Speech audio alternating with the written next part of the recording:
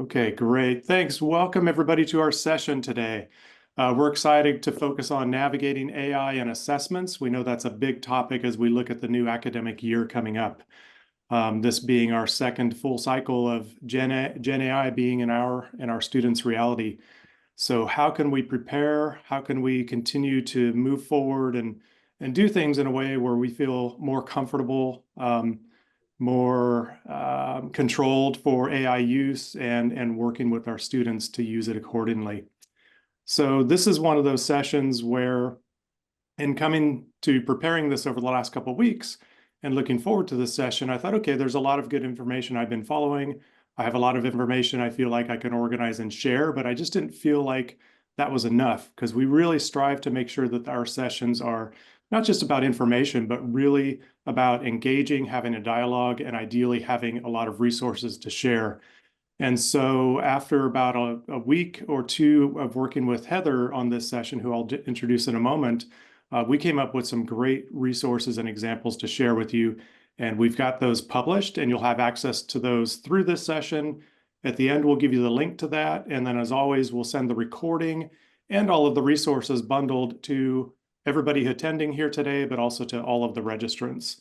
So feel free knowing that you can sit back, enjoy the presentation, enjoy the chat conversation, and know that it's all going to be shared with you as we go along and also after the fact.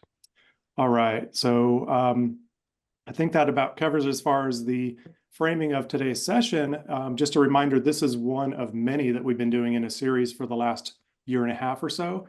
And also at the end of today's session, we'll give you a link to a web page where you can find the recordings and all the resources from the respective sessions in case there's one that you want to go back to that you may have missed. All right, thanks for all the introductions there. And we look forward to engaging you in a few different ways today as we go forward with this session. All right. Just real quick, as far as our presenters, I'll start with myself since I'm already on. I'm Brett Christie, and I'm VP for Educational Innovations and Inclusivity at Alchemy. I've been with Alchemy for the last 4 years, and Alchemy is an educational innovations company, and we really strive to create the most powerful and effective teaching and learning experiences for students. And we're really leveraging technology. We've been doing that all along, but of course, as Gen AI came out, what was the opportunity there to do so using that new technology? And so you'll see a lot of those examples today, and many of you have already through our sessions. Before coming to Alchemy, I was in higher education for 25 years, teaching and doing faculty development at the campus level and also the Cal State system level. I'll stop there, turn it over to focusing on Heather for a second, who I'll introduce, and then Heather, feel free to add in. Heather's been, Heather, you can see, is an instructional designer at Tidewater Community College in Virginia, but she's also co-moderator of the EDUCAUSE AI community or common interest group. And I would say Heather's probably been our most frequent co-presenter, co-facilitator, I think 3 times now. So I'm thinking of the SNL 5-timers. So Heather is probably in the lead toward becoming the 5-timer. So we'll have to think of some sort of recognition when that happens. So Heather, thank you so much, because as I look at all the different informational threads that are out there related to AI and education, Heather pops up so much, and she consumes so much information and contributes so much to the conversation that's out there, and is one of those names that I just always see. It would be in my like top 5, top 10 as far as, okay, what's Heather following? What's Heather liking? All those things. I appreciate that, Brett. Thank you. Thank you. Of course. Anything to add in, Heather? Or is that enough about you? No, I think that's good. I don't want to, ruin it for myself. So you put me up here. No, I'm, as Brett said, I'm with Tidewater, and an instructional designer, but I've been in higher ed for 30 years. Was in student affairs for about 15, 20 years, and then moved over into academic affairs as an instructional designer. So, and I love AI. Awesome. Thank you. And that's a good segue for our approach to AI, how we see AI. We see it as a creative companion. We are very positive about AI. We know it's not perfect. We'll always talk about things you have to look out for, and we'll always talk about ways it should be used, ways it shouldn't be used, how it can be an enabler, but you don't want it to be necessarily a crutch. You don't want to lose certain things about the learning process, the teaching process.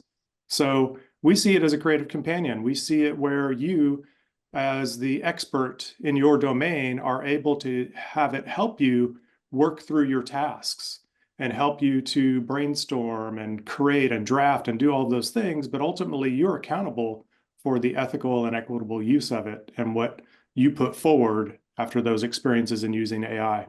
And the same would be said for how you and your students work with AI. And you'll see how that moves forward as we go through our conversation today. Just a quick session overview. We'll do a check-in with your current situation as you see it. We'll talk about some latest AI usage stats that had come out based on spring data that came out during summer. We'll do some framing of AI and assessments. We'll look at course level policy briefly, but we want to get into assessments and guidelines and examples, snapshots and full-baked examples. We have a lot to share there for you, and sharing through the session, but also beyond the session that you can access. We want you to share as well across the group via the chat, and some of you are probably doing that already. These tend to be very active chat channels during our sessions. We love that. We don't lock down our chats like some folks do. So please share with each other as these ideas come to you. All right, let's start now with a quick poll looking at instructor readiness for AI and assessment. We are mid-August. It's here, new academic year. Many of you have already started. Some of you will be looking at in the next week or so. So from your perspective, either being an instructor or maybe a developer, maybe you're in administration, but how ready are instructors for managing AI with their assignments and assessments in their fall courses? And we've now got the poll popped up, so if you could respond there, that would be the best. These are anonymous responses, and then we'll see the results here in a moment. We'll just do a check-in. And then we can compare that to the stats that we've seen.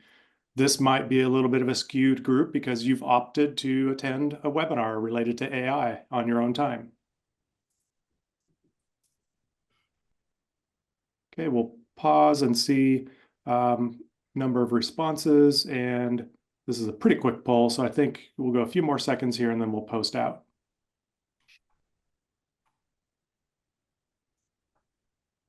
Okay, so let's go ahead and look at the results.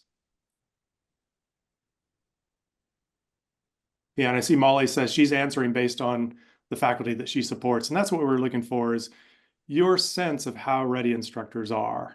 So poll results, do we have that up, Kelly?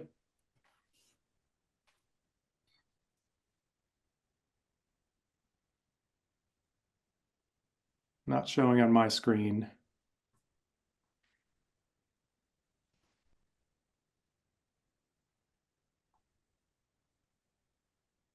Yeah, we're waiting to get the results published here. Let's see if that can happen. Worst case scenario, we will put it into the deck. Yeah, we've clicked share on our end. There's some sort of glitch that may have happened. So we'll pull it from the session and we'll put it into the deck. Apologies for that, folks. Feel free to comment in the chat if you wanted. But what we'll do is actually go ahead and go with, let's see, the link in. I can try this link and see if it'll show you the results here. Okay. Yeah. Thanks, Perfect. Kelly. Good work around. So we're seeing definitely the bellish shaped curve where we've got the vast majority are somewhat unprepared to very unprepared for what's coming. And we don't have the percentages on there, but I would say probably about 2/3 would be in the somewhat to very unprepared, and about 1/3 that would be on the more positive, prepared or very prepared. There's the percents down there. Okay, great. And I was pretty close on the 2/3, 1/3 visual ballpark. Okay, great. We'll get that into the deck as well after the fact. And that does compare, I think, pretty close to some of the stats that we'll share with you today. And again, we are not doing a research presentation, but we wanted to grab some of the latest statistics just so we can all be as informed as possible in the next few moments about where we are with usage statistics for faculty and also for students. Okay, so let me go back into our share here. And let's look at those adoption patterns. So I'm going to turn it over to Heather for a few minutes. Thanks, Brett. We found a couple of surveys and pulled out some patterns, some statistics that we found pretty interesting, to just kind of give a pulse of where, for this slide we have for faculty patterns. And the sample study was over 2,600 faculty members. And you can see that 40% say they're familiar with AI, and only 18% said they understood teaching implications of Gen AI. So you go back to the survey that you did for us, a little poll, and I would say that bell curve at the very top, where it was very unready, it kind of matches that 18% there. And then there you see some sample faculty usage, and then 42% of faculty from this survey do not allow any Gen AI use in their courses. They're concerned about academic integrity, ethics, and the responsible use. The next survey that we looked at is for a student perspective. It was an article called "The Majority of Grads Wish They'd Been Taught AI in College." And this was done in June, and 51% of the survey, those surveys said Gen AI helped them get better grades. 56% said it helped them be more efficient. And then their highest use of Gen AI tools was between the 9 and 11 p.m. anytime, anywhere.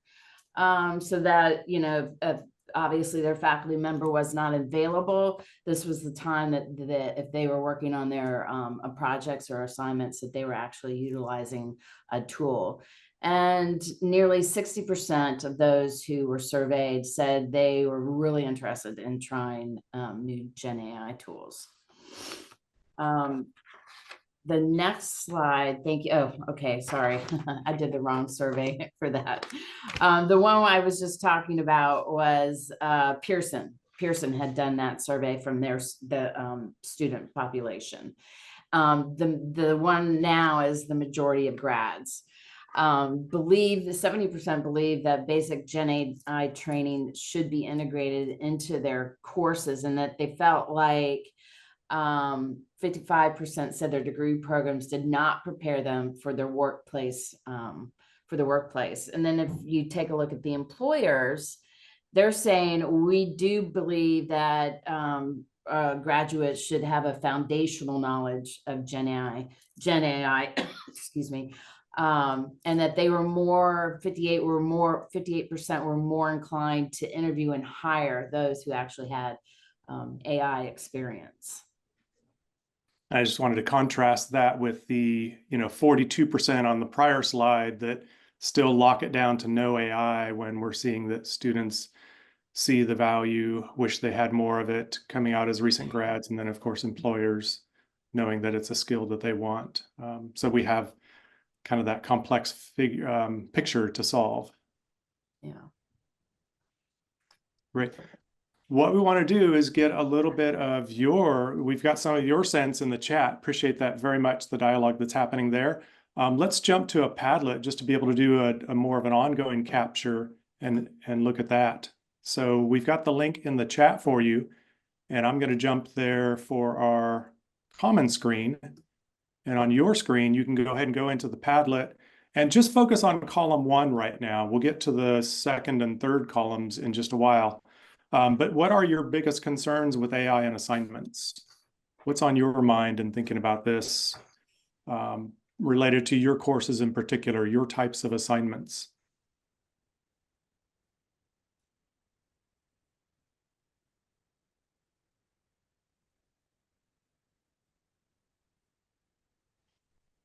Yeah, and I see the mention about, OpenAI definitely does have more tools related to catching students, if you will, but they know that there are also issues that continue to be part of those tools. Accuracy being one, ethics being another. And we're going to talk detection briefly because it is a reality, but we're going to move forward from that pretty quickly today. Suzanne mentioned accessibility of the tools. Yes. Love that. And we're going to focus on column. Yeah, and if you can't help yourselves and go to columns 2 and 3, that's fine, or 2B, that's fine. We're going to focus on 1 currently, and we can come back to those in just a bit. Yeah. Nothing wrong with you jumping ahead on that. Students skipping the learning. Yeah, so how do we ensure that the process is accounted for? The learning process remains the focus, that it's not shortcutting and jumping to the end outcome and all about the grade. And that's regardless of AI. That's always been something we've really wanted to shift more toward, is how do you have the focus on the learning process, and students owning that and using that hopefully beyond the course, beyond the grade. That's the ideal.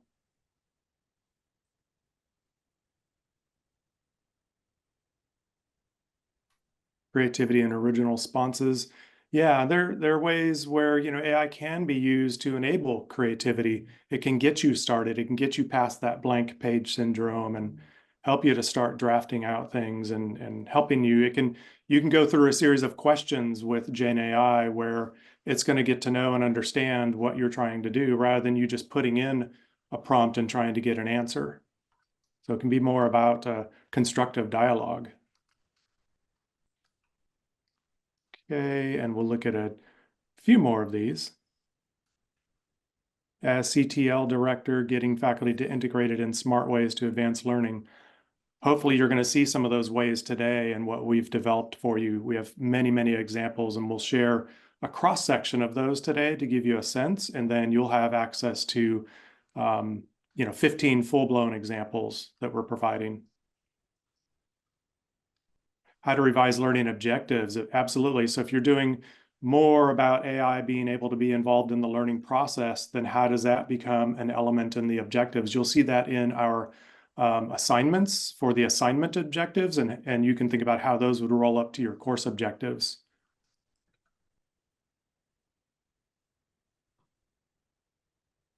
Faculty throwing up their hands instead of innovating. Absolutely.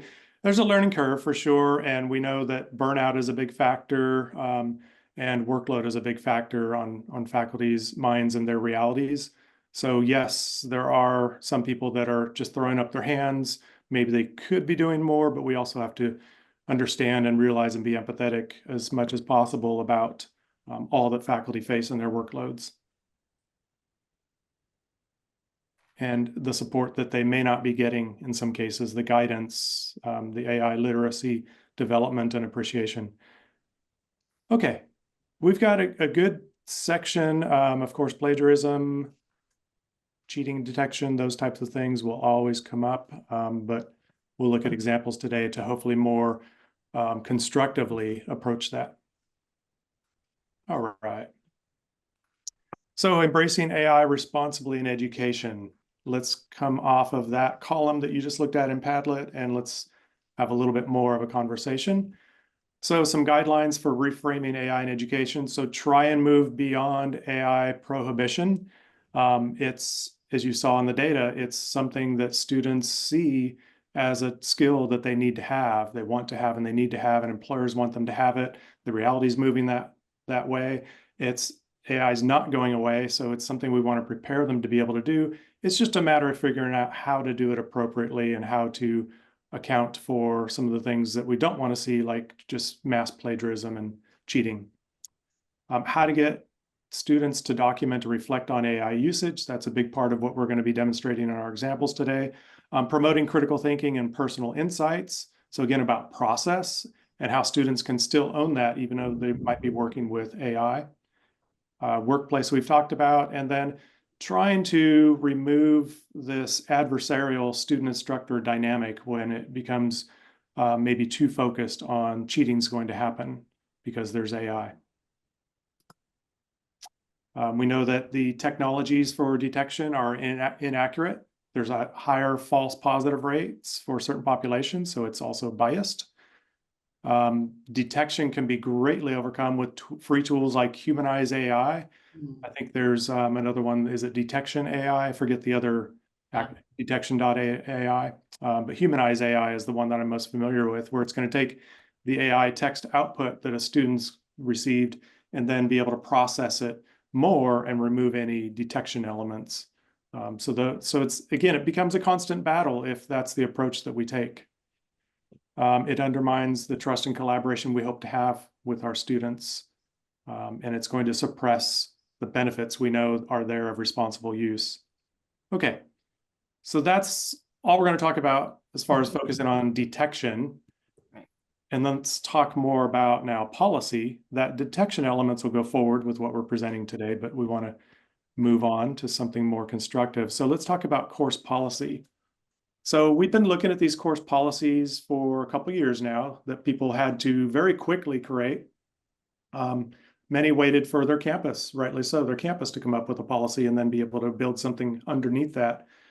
And what Lance Eaton has done, and Lance is an educator, an instructional developer, an author, very sharp. I would put Lance, in that top 10 of AI and education folks that I look at as far as what they're developing and how they're approaching AI use effectively.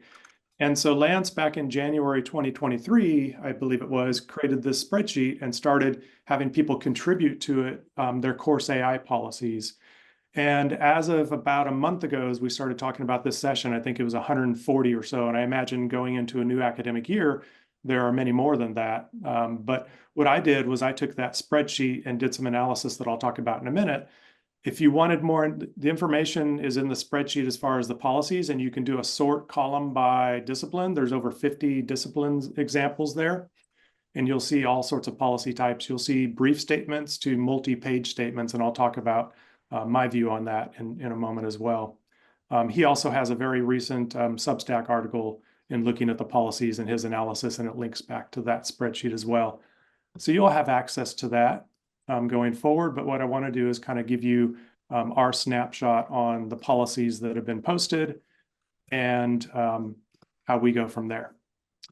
So I analyzed all with ChatGPT, analyzed the 140 plus, and I had it come up with the common elements, which I have on a slide in the deck that you can access afterwards. But to keep us moving forward and for time's sake, I wanted to just get to me asking ChatGPT what a median AI course policy would look like based on this sample of 140 plus. And you can see the statement here: students are encouraged to explore and utilize Gen AI to enhance their learning experience. So for the most part, these had a range where they're allowing use. It wasn't this prohibition group. And that stands to reason maybe because these people opted in to share their policies and they had more to share rather than don't use AI. But the key guidelines were on making sure that you're documenting how it's used and where, and being transparent about it, making sure that the student is reflecting on it and they're thinking about the role of AI in the learning process and their role in the learning process and how that worked together, making sure that the ethical standards were in place, that they're using the tools appropriately and they're also documenting and citing things, and that they're also checking for hallucinations. They're also looking for biases. And then skill development, engaging with AI tools to develop those important skills for future careers, ethical decision-making, technological literacy, those things that students really need to have going forward. So this is that median policy. This is about the length that I would suggest that you would have as a course policy. I was in a discussion this morning on a listserv where I woke up and saw this post, and somebody was sharing great work that they were doing to put together this policy on all these different aspects around AI, but it was already at 2 pages, which goes into their syllabus, which might already be 10 pages. And so having it at the course level, I think a certain amount of information to frame it is important, but then think about how it should go forward in the assignments themselves to guide students step by step along the way as to how they should or shouldn't be using it per assignment. Otherwise, if it's this huge policy in the syllabus, do students read it? We wonder about that sometimes. Do they remember it all? Do they refer back to it? So there are those issues as well. So we want to try and model how that can be brought into assignment by assignment examples. So hopefully that makes sense, and you'll certainly see it as we go forward. So let's look at AI at the assessments level. And let's see, so start us off on the scale here. Yeah, some of you might be familiar with this scale. This is a scale developed by Leon Furze, F-U-R-Z-E, Furze. I'm not really sure, probably butchered his last name. I apologize. He and his colleagues came up with a scale back in April, I believe. It's flipped. So generally it's the other way around, but we wanted to stay in the positive and go down. And it's a 5 scale because this gives you the opportunity, if you're a developer and working with faculty, or you're a faculty member, this gives you the opportunity to decide how you want AI to play into your activities and assessments, assignments. It gives you the opportunity to give full AI. So level 5, that's full AI. They can use AI throughout their entire assignment. They don't need to have anything cited. Okay. And then as I go through this scale, the next slides, we're going to talk about some advantages and disadvantages. So you could probably start thinking about those as you're going through and thinking about your course and your assignments. Level 4, this is AI. You can use it to complete specific works, but you have to cite. Okay. Okay. So I see what we're doing. Thanks. I was going to go through each one, but now I've got it in front of me. But so level 5, so that's full AI. And as you can see, here are some advantages and some disadvantages. You might be able to think of some more. So please share those in the chat. But, full AI, here we are allowing the student to have, creativity and some innovation and collaboration, human and AI collaboration. Some disadvantages, right, is equity of access is a big one. So some students may have paid subscriptions, some students may not. So one student has more robust opportunity from the model over someone who does not. There's ethical and integrity challenges as well. Level 4, what's the next slide? Oh, you're going to go into the example. Yeah. So what we'll do is we'll go through the levels. We're mostly focusing for time purposes today, and we want to weed out any redundancy because we'll focus on level 5, which is full AI. Level 1 we know is no AI, and then levels 4, 3, 2, in between, that's where, there's different shades, if you will, of that grayness of how much it will or won't be used. And so we're not going to cover every single level in detail. We'll have examples at level 5, level 3, level 1, but we've created examples that we'll be sharing out with you for all 5 levels. We've created 3 examples of full-blown assignments at all 5 levels for you. But today we'll kind of jump across the levels a little bit. So this is an example for a marketing campaign design assignment. So a business course, most likely. And this is a snapshot. This is the framework that I developed in looking at this session and trying to think this through. This is a framework for how you can think about AI use for an assignment like this. So the assignment, they want to develop that marketing campaign for a new product. The AI use is they can use the tools to generate market research reports, suggest creative strategies, design promotional materials, create content for social media. Students evaluate the AI suggestions and integrate them into a cohesive campaign plan. So they're controlling for that, they're evaluating it, and they're deciding how to move it forward into their campaign plan. So AI, the constructive use is AI has been aiding them in that creative and analytical task. It's enhancing the student's ability to develop those innovative marketing strategies. How to manage for that, students can provide a critique of AI's effectiveness in the project development. This level 5 says they don't have to submit proof, but you would still want them to reflect and submit some sort of reflective process on how they used it. So again, it's about the learning. How did they use the tool? How did they learn from it? What did it contribute? What did they contribute? And how did it result in the end product? So I'm going to show you the detailed example. This is just the snapshot for the framework. Now, the detailed example, this is what you'll end up being able to access, is these full pages of a detailed assignment. And in each one of these, we refer back to the AI assessment scale, and we want to make sure that Perkins et al. Get the credit for that. We're just trying to build forward on some of our examples. And you can see the title, the assignment overview. This is something that you can actually adopt or adapt. Here are the objectives for the assignment itself. And you can see AI as an element of those objectives. And again, you can think how those roll up to the course level outcomes. The instructions are here as far as how they'll do the market research, the creative strategy development. I'm not going to read all of this to you, but it does also inform them about the products that they'll create, what they'll submit as far as the report or campaign plan, and then the presentation that might go along with it. And then also the reflective commentary about how AI was used throughout the process. So we wanted to be able to show you some of these examples as being really detailed and constructively using AI and doing it through the assignments or assessments rather than just always pointing back to a course policy that sits back there and is meant to kind of keep students in line at a certain level or to a certain degree. This makes it more actionable and more constructive. Here's a sample of the evaluation criteria. A little academic integrity statement related to this level. And then as an instructor, you should have a statement about support resources for them to be able to do this work. If you were to click down here at the bottom, this is the web-based version, but you could click here to a downloadable version that you would then be able to do your own editing to and create it. And this is one of 15. So we chose a cross-section of disciplines, but also assignment types. And we'll give you, again, a sampling of that today, and then you can dive in as you choose to. Okay, so let me go back to our deck here.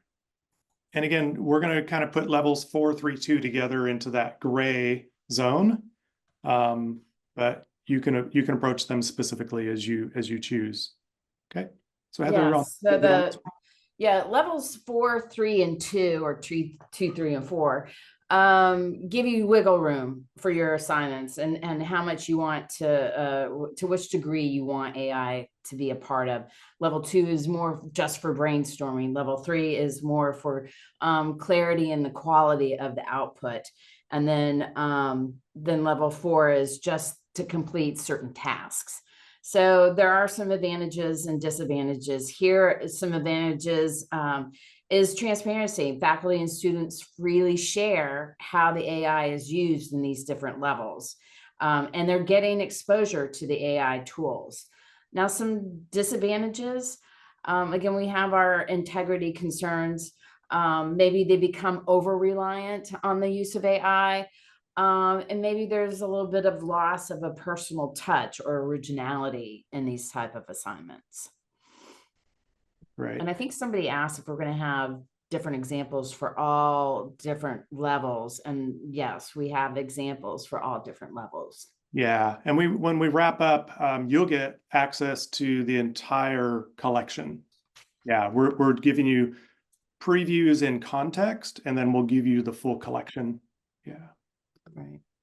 Okay, so let's look at another example as we look at a mid-level example, let's say level 3, for writing a lab report. And I tried to pick something that was different. So how can you have this done in a way where the student, is still doing the learning? Well, they've done the experiment and they've captured what they've done in the experiment, whether it's through their written notes, submitting their initial conclusions, write-ups, even having them video something that they've done, whatever it might be to capture that evidence. But then AI can help them with the construction of the lab report and helping to think through the results and being able to do that as far as the findings and interpretations.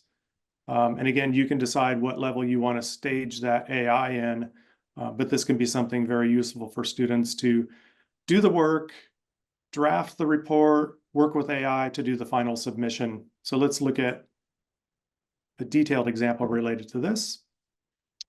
So you've got the same framing, it gives them the level context here.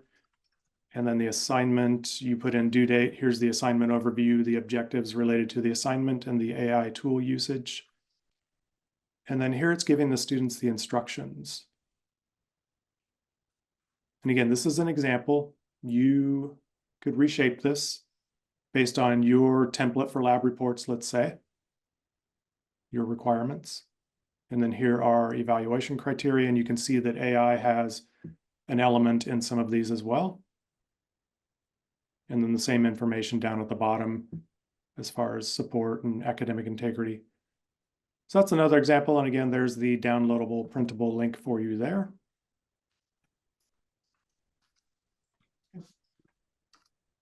And let's look at our last sample for today. And then we want to get more information back out from you in a little more dialogue. And I think we're doing okay on time. So go ahead, Heather.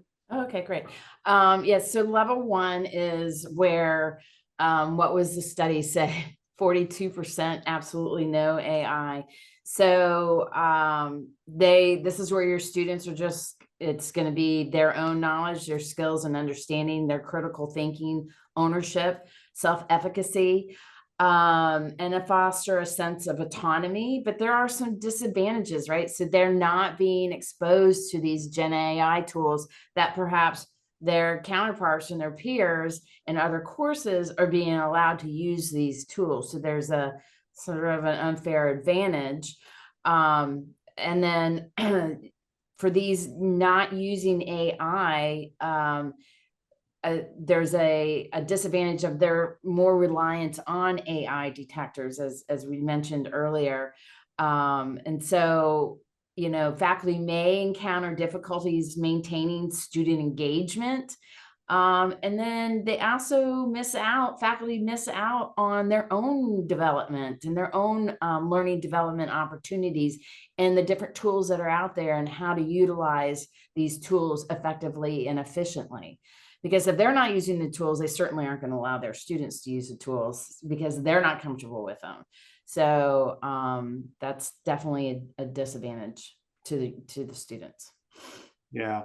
And sometimes it is that lack of AI literacy. Right. It's a new domain. It's a new tool set. It moved very quickly and made a big leap on people when they were already overwhelmed. So that so you know, right, exactly. I mean, you want to teach the students how to use it, but we need to teach our faculty how to use it, right? And make them comfortable with utilizing these tools.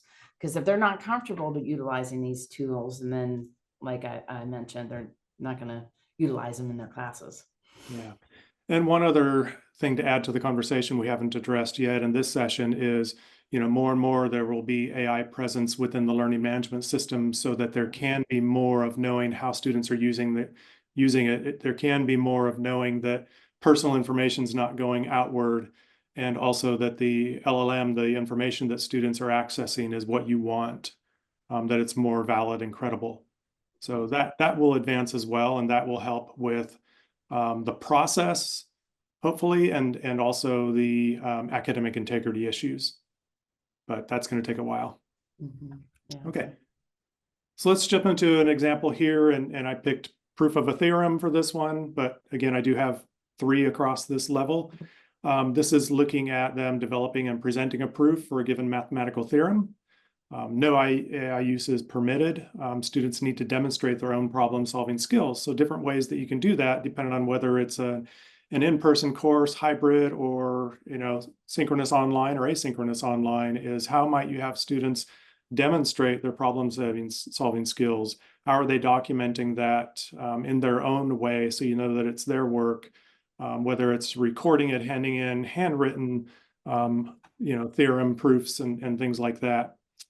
So managing, again, step-by-step documentation, which is what I just explained here. So I'll just go to the more detailed example to give you some additional context. So again, top-level information, similar, formatted in the same way. And then here's your assignment overview, the objectives that they should know about and what they're expected to complete and be judged by, and then their instructions.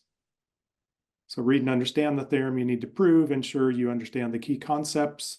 Now, where they have some struggles with the key concepts, that's where AI, sometimes can come in. But if you're wanting them to not consult AI, then, you're going to have them really documenting how they're writing out their understandings of the key concepts, and then how they're testing that out along the way, where they may then fix things. So you've got to do a lot of documentation here to know that it's their work, their effort.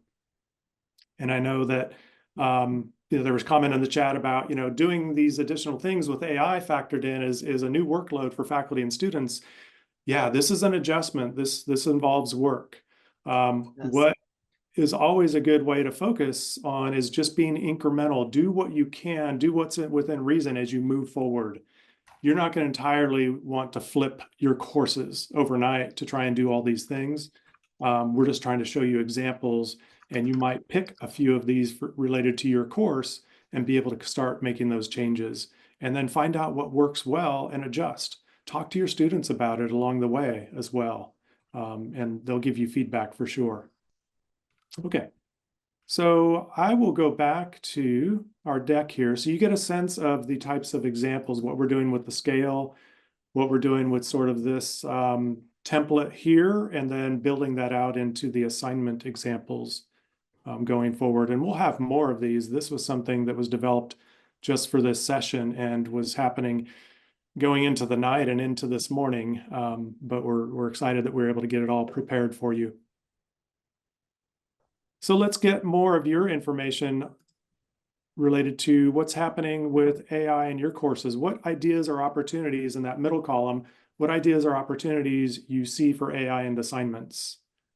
So based on this conversation, things you've read or seen, what are you seeing as ideas or opportunities that you might approach? Or in column 2B, what are ways you're already incorporating AI in your assignments? Please feel free to share that as well. So ideas or action, either one. AI as a tutor is a great one. At our prior, most recent webinar, we looked at AI for personalized learning and development. And we had Danny Liu from University of Sydney. We shared their approach with Cogniti and how they've been building this in-Canvas bot to work with students as a tutor. And it's trained on the content of that course. It's trained to work with students as they have questions and to guide them. And they've gotten a lot of really positive feedback. We shared how we're using our teaching optimizers to use AI to help faculty develop teaching resources more efficiently and effectively for their students. So definitely that tutor or personalized assistant is huge.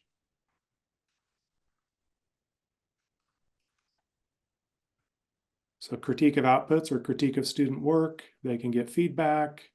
It can be more of a formative process. Yeah, AI as a formative assessment in writing, definitely. And it can also, for learning, timely feedback is one of the most critical things, yet it's so difficult to do because of workload and number of students. This is where AI can help to enable feedback in the process. So that's a great thing to look out for and consider. Okay, I'm going to try and finish scrolling on column 2. I can never get to all of these with this large of a group. What are we at, 432? Yeah. Using AI as a springboard to return to best practices, pedagogical conversations. I love that because AI, when we get comfortable with it and we can think about how to use it as an assistant, as a TA, if you will, is you can offload a lot of tasks to AI as you become more comfortable, which allows you to focus on the things that are more deeply aligned with your expertise and your connecting to students, that deep learning experience and that community that you want as far as your students. So I love that quote as a springboard to returning to best practices and pedagogical conversations. To supplement learning. Okay, I better move to the third column and keep us on check here. We'll wrap up pretty soon. So we've already encoded it. So yeah, Grammarly, which has been around for a while, that's a good option. I like how people are commenting back to each other, and feel free to give those likes as well on any of these. Just a note, we will make this Padlet ongoing available for you as part of what we send out. So you have the link now, but we'll have it in the deck. Let's see. Asking students to experiment with ChatGPT as a research assistant, and then writing about that, reflecting about it, talking to them about it. Love that. Using it for brainstorming, idea generating. Great. Refining submissions. To create knowledge checks. I like that because that way, that's something that instructors can struggle with, is to create more formative assessments or knowledge checks. It takes time to develop those things. So how can you per module have these knowledge checks? And so AI can definitely help develop those. It does that pretty well. I would say very well. I'm a little biased maybe, but you know, I know educational assessment pretty well, and I see it doing a good job. But again, you are the subject matter expert. Text to image, love that. Image to text, alt text. It does a beautiful job of you giving an image to ChatGPT 4.0, for example. Give it an image, asks for alt text, boom, there it is. Copy and paste it, put it into the alt text for your slide, for whatever it is. It does a great job with that. And I do presentations related to AI and UDL, and it's very exciting, some of the things it can help bridge with its capabilities. Using Google Docs to capture timestamps of work. Yeah, you can have definitely things like that and things in your LMS to have checkpoints and timestamps along the way. Okay, analyzing outputs for bias. I like that. Checking translations, brainstorming. Okay, I should probably start. Yeah, thanks for putting that in, Heather, as far as the AI module from Rush University. That is a good resource for those that are on, I believe, Canvas in particular. Yes. Yeah, but you can, yeah, it works with other LMSs as good. well.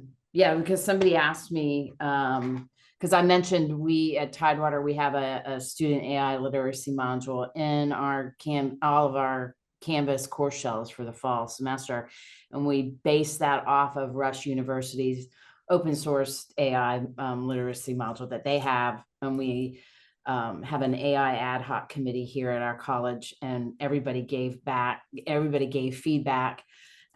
We tweaked it to meet our TCC standards, and now we've incorporated it. And if anybody wants more information, my email is hbrown@tcc.edu. I will try to find the link, because there's a form that you can fill out to request this, the module, the AI literacy module, and I'll look for that and make sure it's in the resources. Exactly. Yeah, we'll put it in. If it doesn't come up in the chat already from someone else, we'll put it in the resources that we send out. Love it. I see a comment about, you know, AI can't spell correctly on a graphic. It still has issues at times with that. And I have to coach it very strongly or do my images without text at times, depending on what I'm trying to portray. Usually, you know, my images are really about affect, and sometimes that requires text, sometimes it doesn't. Or sometimes you don't have the text in the graphic, but maybe it's in a caption. Not closed caption, not alt text, but, you know, the text you would put underneath it. Okay. So what we want to do is just remind folks that we have been doing this series again for about 1.5 years. We've had many of these great webinars with folks like Heather joining me in most cases. I'll have a co-facilitator just to bring in, you know, campus-based current experience and have a couple of voices and viewpoints working together. We have these all available in a playlist in recording format, but we also have collated AI resources that we've put together along the way. So again, about 1.5 years, close to 2 years worth of resources that we've been putting together related to different topics on AI, prompting, our assignment guides, all of those things that we've talked about briefly. So let's go to the next slide, where we can now give you a link to our collection in Curie, which is our platform. So you can access today's resources, and you'll see this guiding AI use in student assignments, practical examples and strategies. That's what you'll jump to. And I'll go there in just a second and just give you a very quick tour. In fact, I'll do that now. So grab the QR code. I'll come back to this though, and then you'll get the link in chat. But just so I give about a 20-30 second tour so you see how this is organized. Thank you, Kelly, from our team, for getting this done very quickly. And so you would be able to get to this overall guide that props up these examples. And again, we start with the overarching context and attribution. There's the 5-to-1 scale. And then here's level 5, full AI. And then that looks familiar, of course, to some of you, these examples. You can see the 3 that I picked for level 5. You saw marketing campaign design. Let me click on a different one. On each of these slides, you would be able to look at the snapshot. I need a better name for that, but that snapshot, and it'll take you to the full-blown assessment example. Okay, so I'll go back. And you can do it that way by going through this guide document and all these slides of the 5 levels or 15 examples across those 5 levels.